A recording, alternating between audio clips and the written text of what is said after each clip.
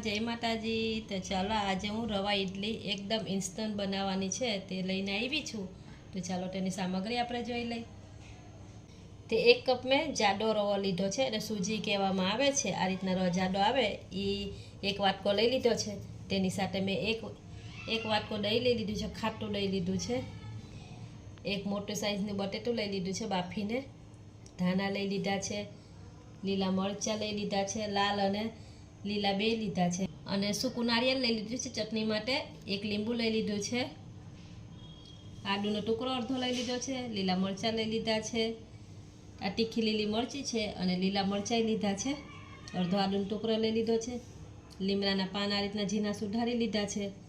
મેં સિંગ લઈ લીધી છે 2 ચમચી, એને મેં શેકીને લઈ લીધી છે આ રીતના ફોતરા ઉતારીને। તો ચાલો તેને બનાવવાનું શરૂ કરીએ।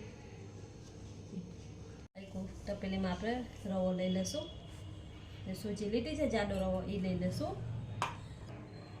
આ મિક્સર લઈ લીધું છે, તેમાં બાફેલા બટેકાના આ રીતના ટુકડા કરીને લઈ લેવાના છે।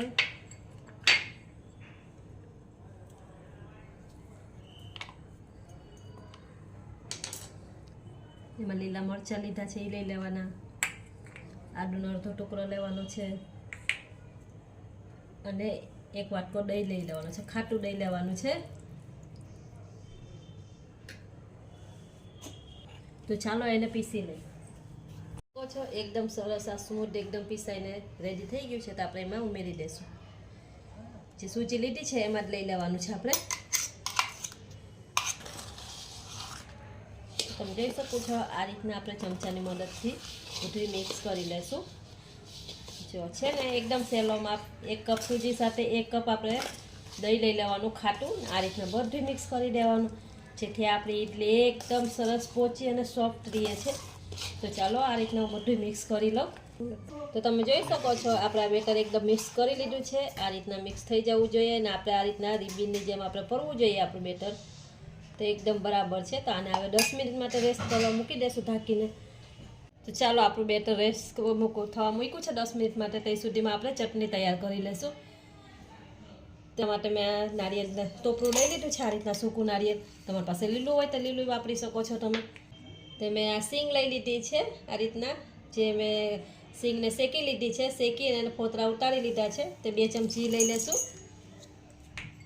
અને આદું અને મરચાં લઈ લેશું, તમારે તીખું જો એ પ્રમાણે મરચાં લઈ લેવાના, આ રીતના કટ કરીને લઈ લેવાના। આ રીતના મેં 3 નંગ મરચી લીધી છે, અને એની સાથે દહીં લઈ લેશું। જો તમારે દહીં ના ફાવતું હોય તો લીંબુ તમે વાપરી શકો છો। આજે આપણે દહીં વધાર્યું હતું એ 2 ચમચી દહીં લઈ લેશું, અને સ્વાદ પ્રમાણે મીઠું લઈ લેશું, અને બધું પીસી લેશું આપણે, અને પાણીની જરૂર પડે તો પાણી આપણે લઈ લેવાનું તેમાં। તો ચાલો આપણે એને પીસી લઈએ બધું। તો તમે જોઈ શકો છો આપણી ચટણી બનીને તૈયાર થઈ ગઈ છે। તો ચાલો તેમાં એક વઘાર કરી લેશું આપણે। મેં 2 મોટી ચમચી તેલ ગરમ થવા મૂકી દીધું છે, તો તેમાં 1 ચમચી રાઈ નાખી દેશું। રાઈ તતરે એટલે આપણે લીલા મરચાં લઈ લેશું,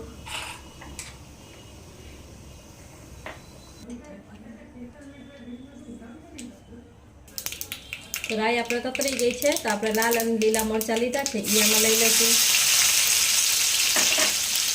લીમડો ઝીણો સુધારીને રાખ્યો છે એ, અને બધું એક સરસ આપણે મિક્સ કરી લઈશું।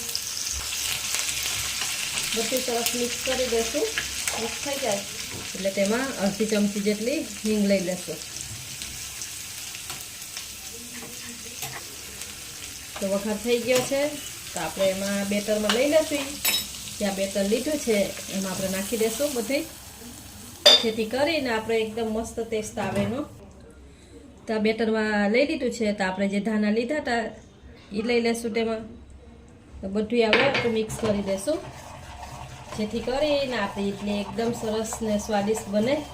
તો ચાલો આ બધું આપણે મિક્સ કરી લઈને આપણે એ જ પેનમાં પાછો આપણી ચટણીનો વઘાર કરી લઈશું। તો આપણે ચટણીમાં એક વઘાર કરી લઈશું, તેના માટે મેં 1 ચમચી તેલ મૂકી દીધું છે। તો આમાં અડધી ચમચી આપણે રાઈ લઈ લઈશું, રાઈ તતરે એટલે એમાં 2 લાલ મરચાં લઈ લઈશું અને હિંગ લઈ લઈશું।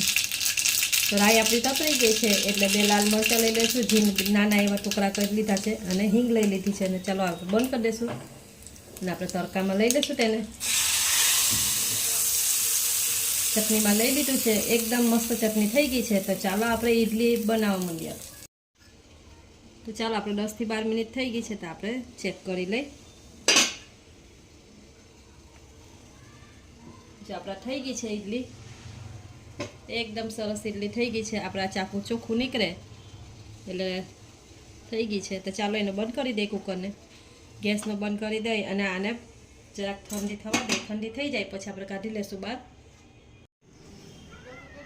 તો ચાલો આપણે ઈડલી ઠંડી થઈ ગઈ છે, તેને આપણે કાઢી લઈ. તમે જોઈ શકો છો એકદમ સરસ ઈડલી થઈ છે. જે આપણે બટેટું એમાં નાખ્યું છે, બટેટાથી એકદમ સોફ્ટ બની છે, જોઈ શકો છો તમે. એકદમ સોફ્ટ અને એકદમ જો ઠંડી થઈ જશે તો એકદમ પોચી નહીં રહેશે. આપણે જે આપણે વઘાર કર્યો છે તેનાથી મસ્ત થાય છે. તો ચાલો એને આપણે સર્વ કરી લઈ. તો આ ઈડલી અને ચટણી બનીને તૈયાર થઈ ગઈ છે. તો આ રેસીપી તમને ગમી હોય તો મને કોમેન્ટ કરીને જણાવજો કેવી લાગી આ રેસીપી. ને વિડીયોને લાઈક કરજો, શેર કરજો અને સબસ્ક્રાઈબ કરવાનું ભૂલતા નહીં. તો ચાલો આવજો, મળશું નવા વિડીયોમાં.